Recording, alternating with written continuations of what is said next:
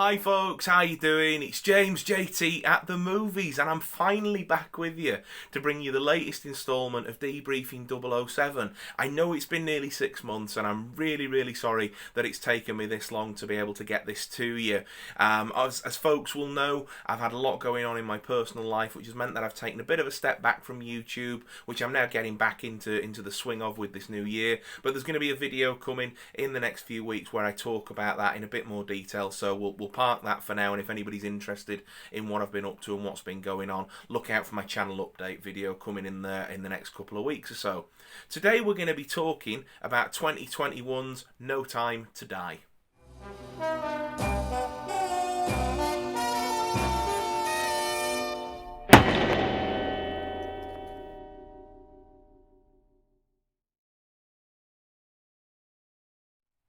So finally, folks, we're here. It's the No Time to Die review, the latest and final episode of the Debriefing 007 series, at least for the officially unreleased films, until we get a new one in a few years' time with a new James Bond. It's crazy that we're finally at this point, and as I mentioned in the little intro to this video, it's taken me a while to make this video. Aside from all the stuff going on in life outside of YouTube, one of the factors for this video taking so long is that I really wanted to give this film a fair and balanced review. Because I'm gonna be really upfront with you folks right off the bat. I'm not the biggest fan of this film. And was really disappointed coming out of it on opening night. I in fact went to the midnight showing with my friends and my girlfriend, and we went and we made a proper evening of it. We all got got dressed up, suited and booted.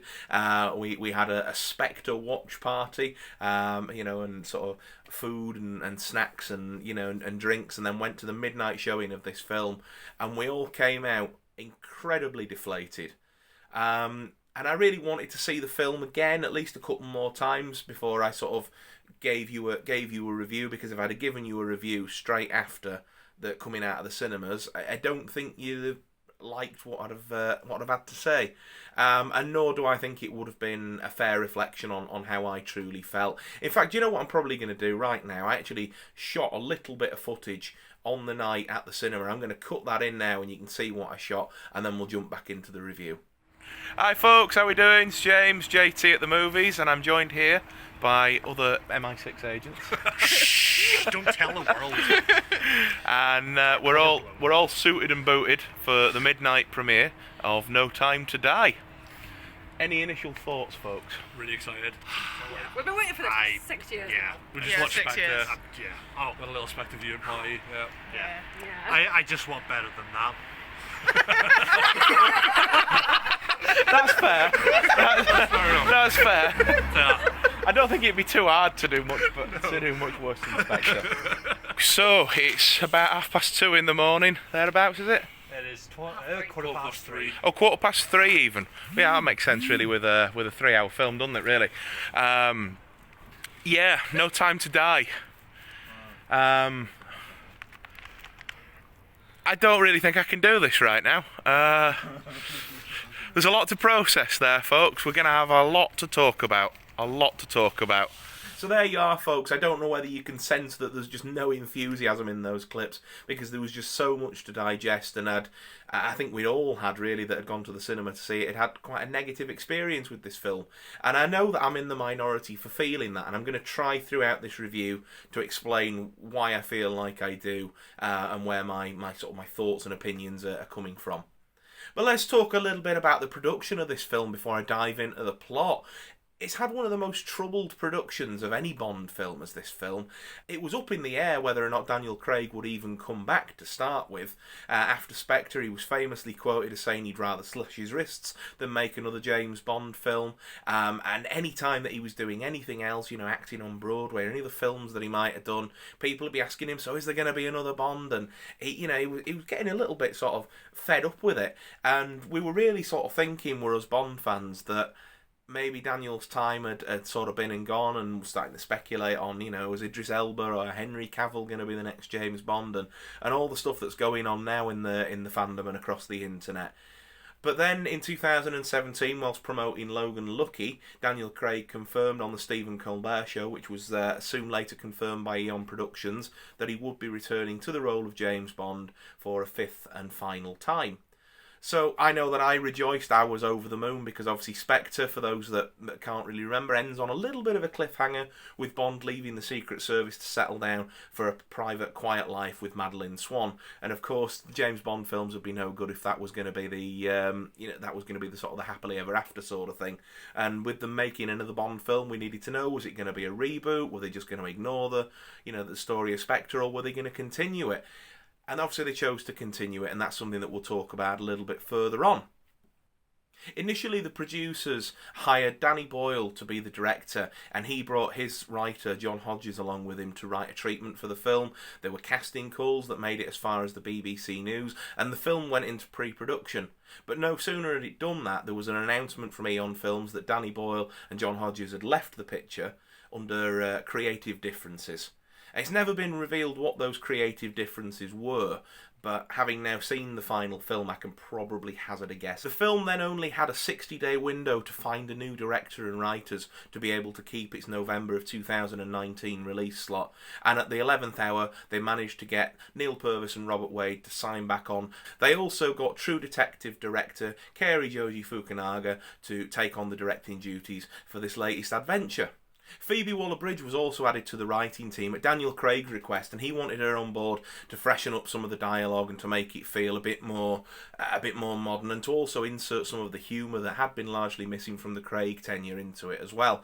The release date was then initially delayed until February of 2020 to give the filmmakers the chance to fully realise their vision for the film. And given the troubled production on the film so far, most Bond fans, whilst probably a little bit peeved that they weren't going to get their winter 2019 fix for Bond, didn't mind, as it had only been pushed back a few weeks really to February of 2020. But as we got nearer to February 2020, we then got another update from Eon Productions saying that it had been pushed to April 2020, just to allow for the final finishing touches, as the composer originally attached to the film had also had to drop out, and Hans Zimmer and Johnny Marr stepped in at the last minute to provide the music for this film. So April was finally approaching, and then what happened?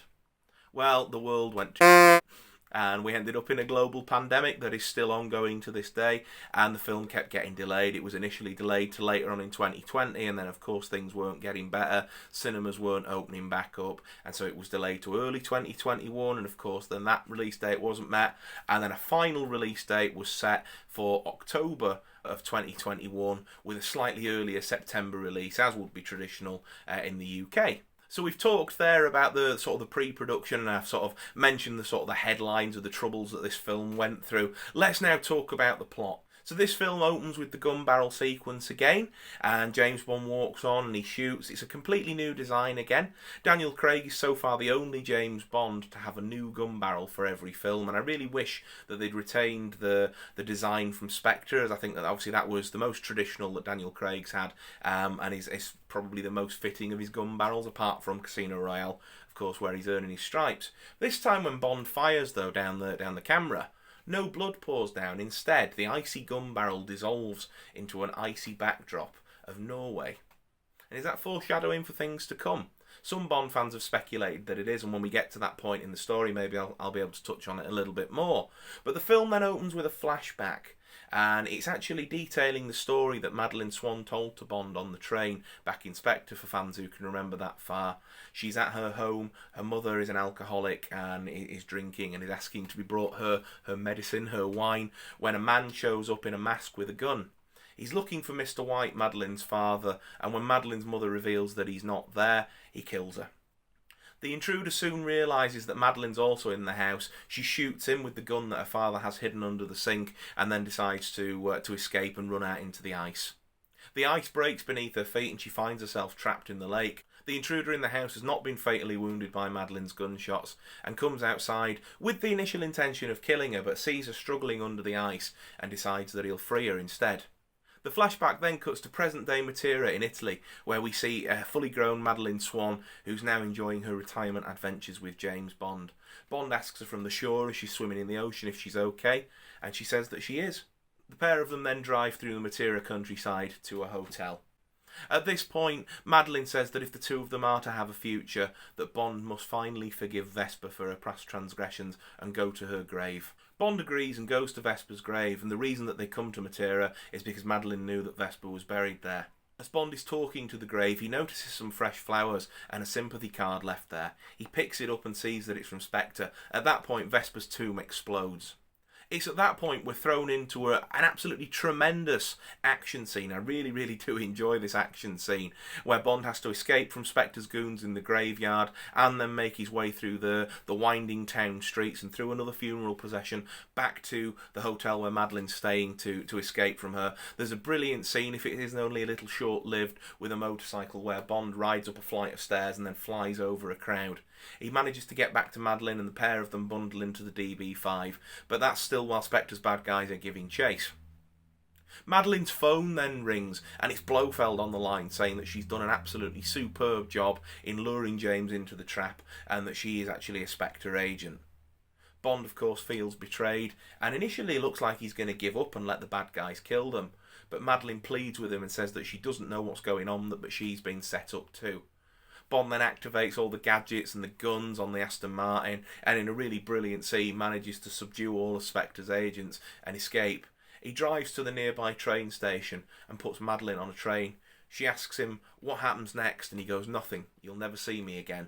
And that's when we descend into the title sequence of this film, again designed by the rightful heir, Daniel Kleinman. This sequence is absolutely superb, and I would personally say that it's Daniel Craig's second best title sequence behind only Casino Royale.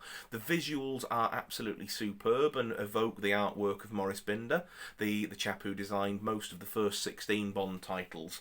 And there are lots of callbacks to things like Dr. No and to Thunderball, and in particular on Her Majesty's Secret Service. And throughout the course of the entire film there are a few callbacks to On Her Majesty's Secret Service, as you can tell that was one of the Fleming novels that really inspired where they were going with this story.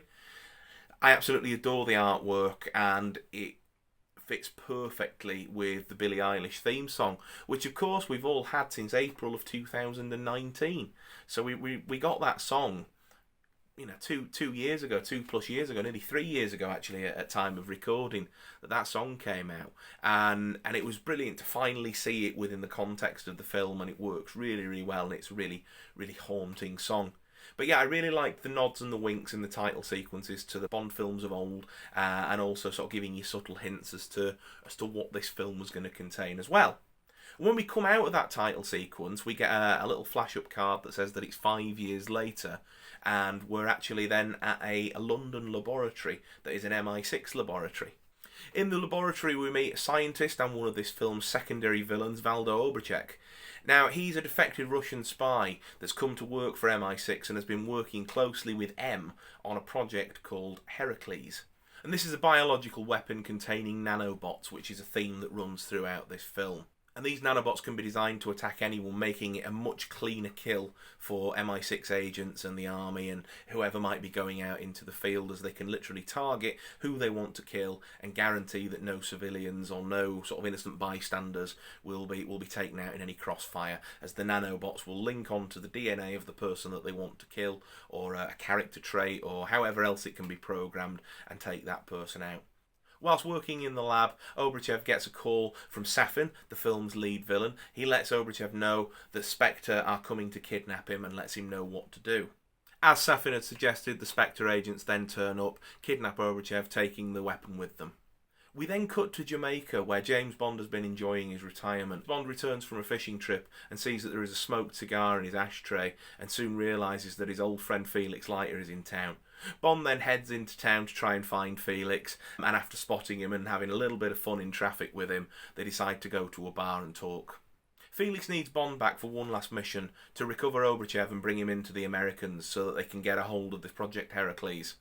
It turns out that the Americans and the Brits aren't playing too nicely together, as Felix says, and that James is the only man for the job that they can trust. Bond initially declines and says that his days of active service are over, but it was nice for a catch-up, and decides that he's going to drive back to his apartment. When he gets outside, he realises that his car won't start, and it's at that point that he's offered a lift by Nomi.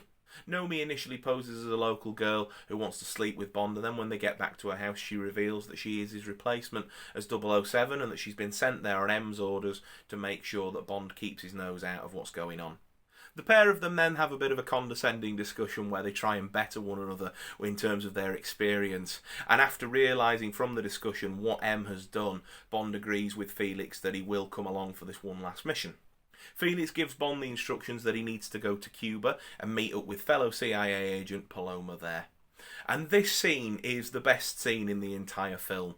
If we could have taken this sort of 15-20 minute portion that we're in Cuba for and stretched that out to make that the entire film, I'd be one happy camper right now, because it's just absolutely superb. It captures the essence of what Craig's brought to the role of Bond perfectly, while sort of honouring and paying homage to the Bonds that have gone before it. It balances the action with the humour and the sort of the right level of tension in the scene as well. It's all just absolutely superb.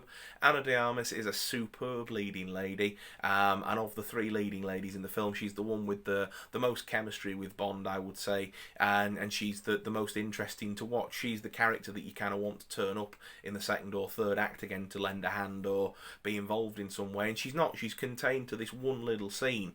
And I'd even seen on Calvin Dyson and David Zaritsky's debate about this film, them two sort of saying, wouldn't it have been great for that scene to be completely unrelated to the film and released as like a precursor sort of thing, or even the pre-title sequence or something like that. But it just kind of feels such a shame that there's this pocket of absolute brilliance put in the middle of the film, and then it's almost irrelevant to the rest of the film. So while they're there, they're obviously trying to locate Obrachev, and they find him at a Spectre party where they're celebrating Blofeld's birthday. Blofeld is communicating to his Spectre agents over the PA, and he's able to see what's going on through use of a bionic eye, which allows him from Belmarsh prison to communicate. Spectre's head agent Primo, who later goes to work for Safin in the film, asks Obrachev if the weapon is ready to kill Bond, as they know that Bond is going to be coming to the party. Obrachev confirms that it is, but he's actually set it up so that it'll kill Spectre agents, leaving only Bond and Spectre agents that hadn't been in the ballroom to fight it out. Bond and Paloma manage to take down the agents, and Nomi puts in an appearance as well and tries to get Obrachev back. Bond and Paloma manage to get the upper hand on Nomi, and Bond escapes with Obrachev in a plane. Bond flies the plane out to the boat that Felix Leiter is waiting with in international waters, and Felix Leiter's partner Logan Ash is there. It's revealed then that Logan Ash is actually a villain and he's working for Safin and has wanted to get Obrachev to this point so that he can kill Leiter, kill Bond, and then steal the Heracles weapon and Obrachev with it. Leiter is killed in the ensuing fight, but Bond manages to escape, and in a scene that's really reminiscent of the old Connery films, Bond's rescued while he's floating in a rubber dinghy in the middle of the ocean. This is the catalyst for Bond then to return to London and return to active service with MI6. We get a brilliant scene where Bond goes and gets the Aston Martin that he previously used in The Living Daylights out of storage and drives up to MI6 looking cool as anything. We then get a fun play on the James Bond trope that appears in them, where he's having to sign into a visitor's book, and he seems a little bit peeved that the guy on security doesn't know who he is, and I thought that it was quite a funny little moment in the film. There's then also some more sort of like banter, if you like, and a little bit of aggression between Nomi and Bond as they're sort of walking through the MI6 offices towards M's office, and people are walking past sort of going 007, and like they're not sure where to look, and you know there's all that sort of thing going on, and the only thing that I can really sort of liken it to is like a dick measuring competition. Sorry to be crass, but it's kind of that sort of relationship that they have throughout this film.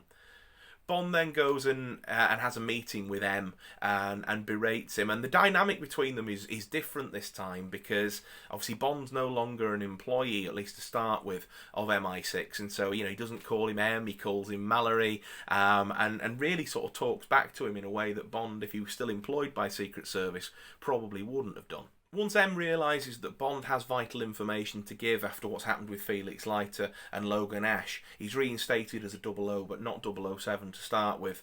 Moneypenny and Q arrange for Bond to go and interview Blofeld in Belmarsh prison. It's at that point Bond learns that the only person Blofeld will talk to is his psychiatrist. And who's his psychiatrist? Well, of course, it's Dr. Madeline Swan, the leading lady of the film that Bond hasn't seen for 5 years. Bond promises the MI6 team that he'll be on his best behaviour and he won't do anything to upset the apple cart while he's interviewing Blofeld, and purely has the mission at hand. We then cut to Madeline Swan and see that she has then set up a new practice in London, and her receptionist lets her know that there's a new patient who's a little bit weird waiting for her. Madeline initially goes, "Well, you can't say that," and then walks into the room and sees Safin.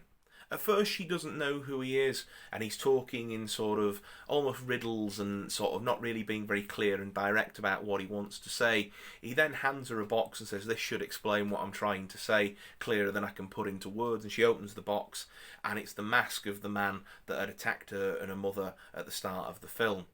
She then realises that he's the assassin that had come to kill her father and had killed her mother. Safin then explains who he is and that he wants her to kill Blofeld, and gives her some perfume laced with the Heracles weapon and asks her to wear it when she next visits Blofeld, and that this will kill him. He of course threatens Madeline, saying that he'll take from her the thing she cares about the most, and we're led to believe that that's James Bond. We then cut to Belmarsh prison, and escorted by Nomi, Madeline is putting the perfume on and is really looking uneasy and isn't sure that she can go through with it. She sees Bond and they have a really cold interaction, and then the pair of them are taken into a holding cell to wait for Blofeld.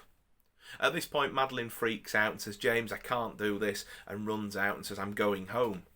Bond then conducts the interview with Blofeld alone, but because Madeline's touched him and has worn the perfume that Safin has brought to her, when Bond breaks and goes to attack Blofeld, the nanobots then find their way on his skin and Blofeld is killed. Now this is one of the scenes I really didn't like in the film, and to a degree I almost can't criticise it because it's straight out of Fleming. The bit that I didn't like about it is the bit where Bond snaps and he's, "Die, Blofeld, die!" And it's taken right out of the novel of You Only Live Twice, which is in the novel continuity after On Her Majesty's Secret Service, and it's Bond reacting on the death of Tracy. But here it felt like that moment hadn't been quite earned. Blofeld reveals that Madeline had never been involved with Spectre, and that it was a setup at the start of the film, and he was just sort of messing with him because that's what big brothers do. And yeah, they're still going with the whole cuckoo big brother thing in this film, which I really wish they'd left on the cutting room floor, but they didn't, so we get what we're dealt with. And then, like I say, Blofeld's killed after that, and it just seems a waste of Christoph Waltz playing the most iconic of Bond villains. Bond then leaves MI6 and explains that he's going to go and find Madeline and try and find out what's going on. He knows that her home is actually her childhood home in Norway, so he heads there. When Bond gets there, he finds Madeline, and the two of them have a fairly loving conversation, and it's at that point that we're introduced to Mathilde, Madeline's daughter. And the first thing that Madeline then says to Bond is, "She's not yours."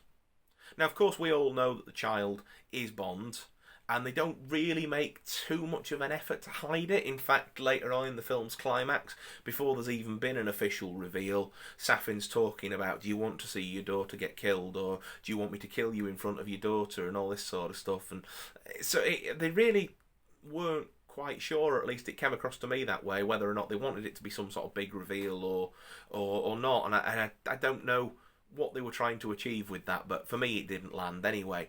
But she's obviously an adorable little kid, and we then get a scene that's not really something you normally find in a Bond film, but again is something that's sort of based in Fleming, and we see Bond making her breakfast, and them just sort of having 5 seconds of some sort of normal family life. Nomi then contacts Bond and lets her know that she's managed to track down Logan Ash and she's closing in on him.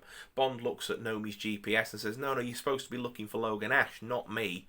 And she explains that she is following Logan Ash, and then Bond realises that Ash is actually on his way to come and kill him and Madeline and Mathilde. The three of them then make an escape and are soon followed by Safin's goons into a foggy forest, and this is probably my second favourite scene after the Cuba scene in the film, where Bond sets a load of traps using just the woods around him and things like the tow rope from the Range Rover that he was driving to subdue most of Safin's men. And then there's a brilliant bit where the film harkens back to For Your Eyes Only. It's where Bond kills Logan Ash, and Logan Ash is going, "Come on, brother, don't do this," and Bond goes, "I had a brother and it was Felix Leiter," and then sort of kicks the car off a ledge, which crushes him. And I did like that, because that's one of my favourite scenes in the entire franchise, is the original Roger Moore one, so I did like that little nod and a wink. whilst Bond's been doing that, Safin has actually turned up in a helicopter and has tracked down Madeline and Mathilde and takes them off to his evil base of operations, which is an abandoned island and was an old war missile silo in the Second World War, and the island is in a disputed territory between Japan and Russia. So equipped by Q, Nomi and Bond decide to take a fast jet out there to go and obviously rescue the girls and to bring down Safin and stop him from being able to distribute or sell or do anything further with the Heracles weapon. It's at this point that Nomi's character arc sort of, I would say, comes to its sort of completion. She finally gains respect for Bond and asks that M reassign him 007 so that for the third act of the film, when they're calling out 007, it's Bond that's answering the code name. And it's fan service, isn't it? It didn't need to be done, but it was nice that they did it. It's one of those things. And, you know, while I'm talking about the character of Nomi, Lashana Lynch does a great job. And I remember when she was cast and there was she's going to be the new 007, there was nothing but uproar. And I remember being in the, you know, that she's going to be absolutely fantastic, leave her alone camp right from day one. And she was a really, really great part of it. There were moments where the measuring contest bit kind of felt a bit forced and a bit too much, like the 00 what, you know, bit in M's office where we find out that Bond's been reinstated as a 00.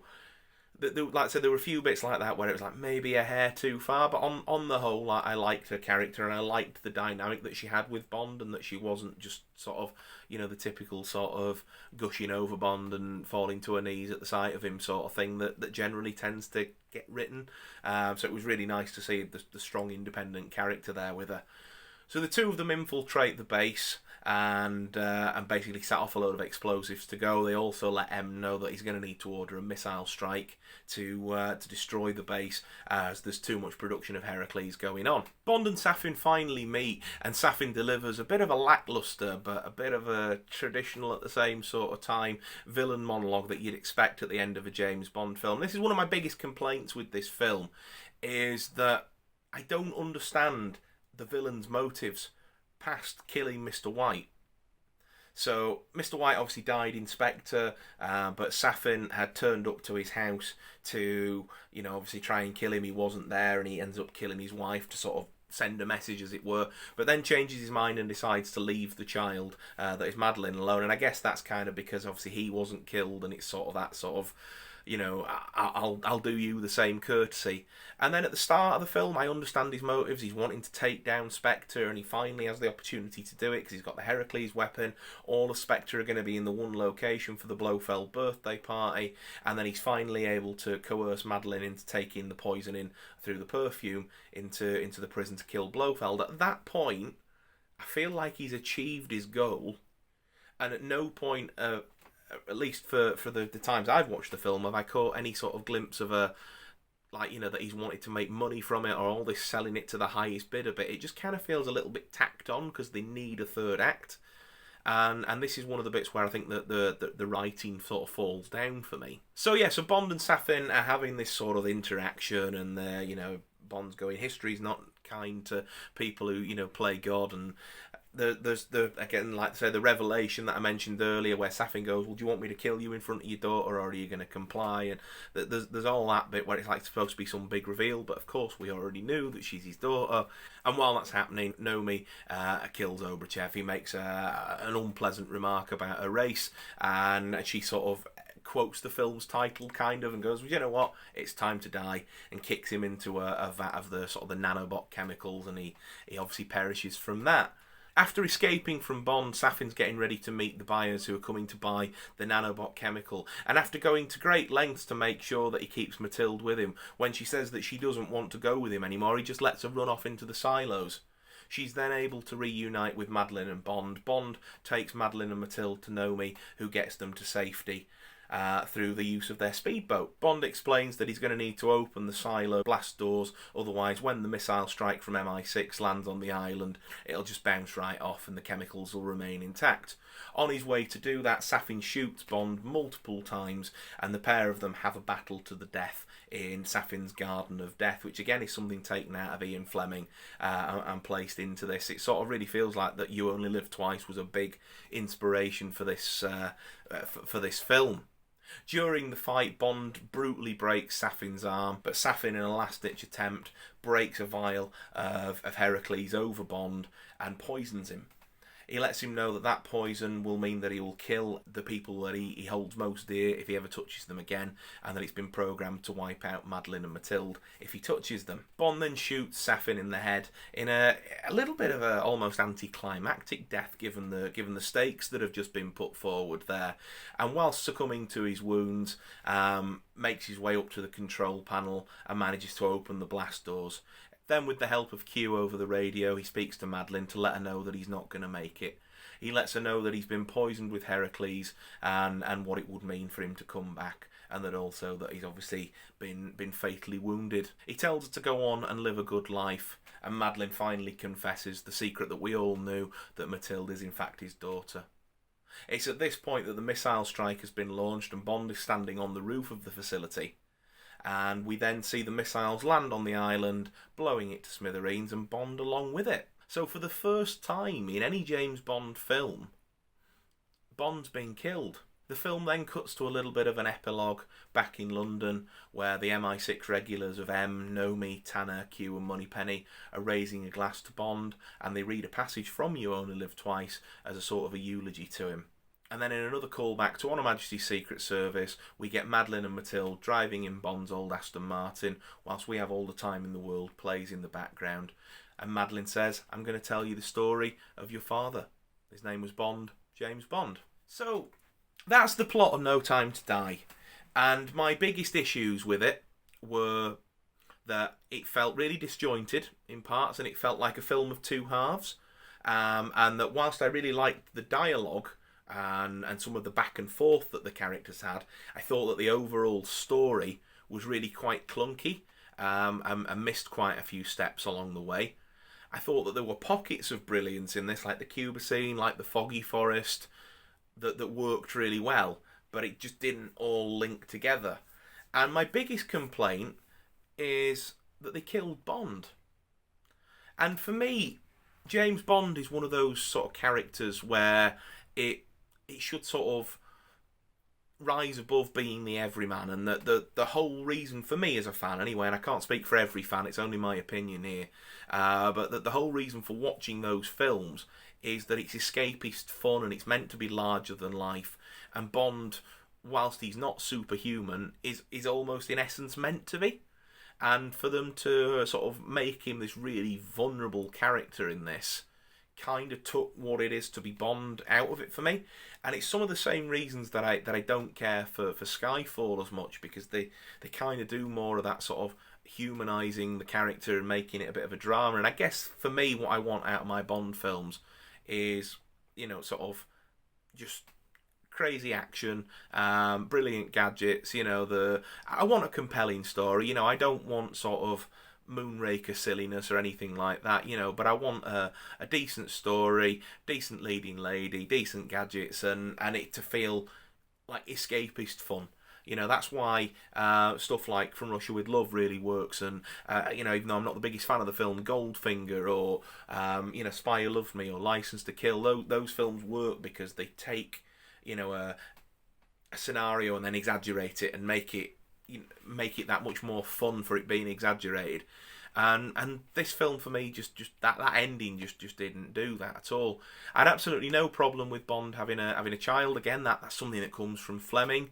You know, he has a son that he doesn't know about, that we learn about from You Only Live Twice, and obviously him settling down and sort of having a stable sort of long-term relationship with somebody like Madeleine, like Tracy or Vesper or whatever it is. Again, it's straight out of Fleming, so had no concerns with that. But yeah, those were the things that I really sort of didn't like about the film, is that it felt clunky. The story didn't make sense in parts. Like, I couldn't get behind Safin as a villain. I found Rami Malek's performance to be quite, underwhelming, and like I say, the lack of any sort of clear motive as to what was going on for me really sort of took me out of it. And another thing about Bond's death that I really, really didn't like is I didn't feel that Safin earned it. If you're going to take a character like James Bond and kill them off, it's like killing Superman, it's like killing Batman, or, I compare it to Iron Man and what happened in Avengers Endgame. And with that, you kind of felt like, obviously, Thanos had earned it, sort of thing. There'd been this sort of like 10-year long arc between, obviously, the villain being set up as this big bad and building Tony Stark up as the hero and the granddaddy of this sort of thing. And it was sort of, it felt deserved. It felt, it was sad to see, but it felt earned when they killed him off. And with this, I just don't feel that they earned it at all. I feel like, if Silver had killed him in Skyfall, I feel like that would have been earned. That villain had pure motive, was a compelling villain, and it would have worked better with this. Heck, if Blofeld had killed him, it'd have carried more weight. But with this, it just it didn't work for me. And I know, folks, that I'm in the minority with this. I really, really do. And I know that most folks absolutely loved this film. And that folk like myself that think it's one of the weakest entries into the franchise are in the minimum. And for you guys that loved it, I'm over the moon for you, genuinely. And I'm going to be honest with you, I'm a little bit jealous. In fact, I'm a lot jealous. Because like all of you, I've waited for this film for, 6 years. From the release of Spectre in 2015, and then all the delays and everything that happened has meant that we've obviously had to wait that amount of time for it, and you build things up and you get such a level of hype about it. And it couldn't have been further from what I wanted out of a Bond film. So I really, like I say, really quite envious for those folk that got that itch scratched with it, because it didn't do it for me at all, and I sort of was left feeling really hollow after watching it. And that was one of the reasons why a review has taken so long to formulate, because it's, for those who know me, something I'm really passionate about, and I really wanted to be able to try and sort of do my feelings on the film justice. If I was gonna sit and talk about it, and if I'd done a review the day after opening night, I'd have just gone, well, that were a load of and it's not very well thought out, is it? And there's no sort of debate, there's no argument to that. And then, like I say, just one thing led to another, and time's got away from me, and other things have been happening in life, and here we are 6 months later, finally making the video. To summarise my thoughts then, I suppose, on No Time to Die, I really liked some of the characters. Paloma was absolutely superb. I really liked Nomi as well. Like I said, there were a couple of points that were a bit sort of like, come on, you're right, okay, you're doing that right, you've done that a bit too much, just reel it in a bit, sort of thing. But on the whole, liked her. Ben Whishaw as Q, again, fantastic. Naomi Harris as Moneypenny, and Rafe Fiennes as M. Rory Kinnear as Tanner. The MI6 regulars are great. I loved the score from Hans Zimmer. He did an absolutely superb job, along with his bit of help from Johnny Marr doing the guitar parts as well. This is a visually stunning film, and Cary Fukunaga and his team have made an absolutely gorgeous looking film. The lighting, the cinematography, some of the landscape shots that we get, particularly like the foggy forest, and the scene just after Cuba where we're going to Felix Leiter's yacht, his boat in the ocean, sort of thing, and the shots around London, all beautiful. A visually stunning film. So I can't knock that. I couldn't get on with the story largely. I'm still not convinced about Madeline Swan being the love of Bond's life. She's nowhere near to me as compelling a lead as Tracy was or as Vesper was, and I just don't buy the chemistry between the two characters. I will say that Léa Seydoux was better this time around than she was in Spectre. I have warmed to her performance in Spectre over the years, but I would say this time she largely did better. But I think a better written character, and forgive me for saying a better actress in the part would have made that more sort of palatable for me. But again, that's just my thoughts on it. Rami Malek was a huge letdown. That guy is an immense talent, and coming off the back of Bohemian Rhapsody is obviously why he was cast, because the guy is obviously everywhere at the moment on the back of that film. And it's just a shame, because he could have gone down as been, you know, one of the villains for the ages. He could have been a Goldfinger, a Zorin, you know, a Doctor No sort of thing. But I really think when the next Bond film comes out and the new guy gets, you know, a bit of a continuity behind him, and we're 10 years from now, I think he'll be long forgotten, and he'll go down with the Dominic Greens and the Brad Whitakers of the series, which is a real shame, given that he's the guy that ultimately does what none of the rest of them are able to do, which is kill the leading character. And that's my biggest dislike, as I've said a few times. I don't think they earned killing Bond. I really, really don't think that it was deserved, and I don't know what more I can say about that without sort of sounding like a broken record and going round and round. For me, it didn't work, and this, on the whole, wasn't the Bond film for me, and the film that I wanted still eludes me, as it were. So all that's left to do now, I would say, is rate this film. And as always, when I've rated this, I'm trying to balance objectivity with subjectivity and taking everything into account.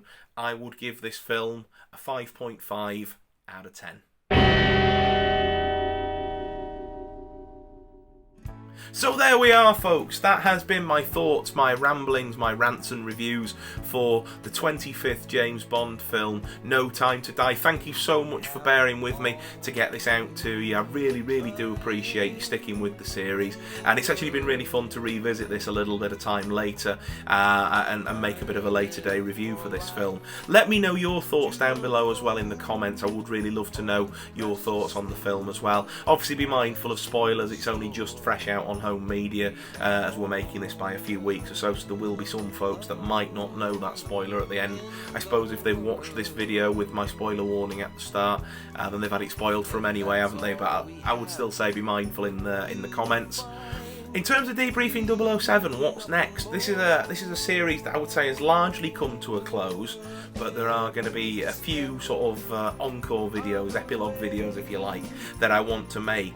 I want to make a video talking about the two unofficial Casino Royales, the 1954 one and the 1967 one. There was recently a Blu-ray release that contained both of those films remastered, and I picked that up, so I'm looking forward to bringing you a video about that.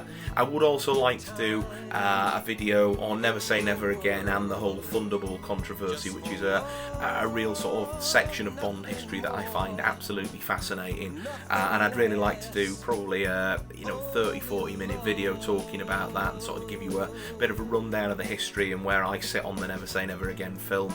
And then the third video, and probably the final video that I want to do for the Debriefing 007 series, for now at least, is a film on the alternate cut of On Her Majesty's Secret Service.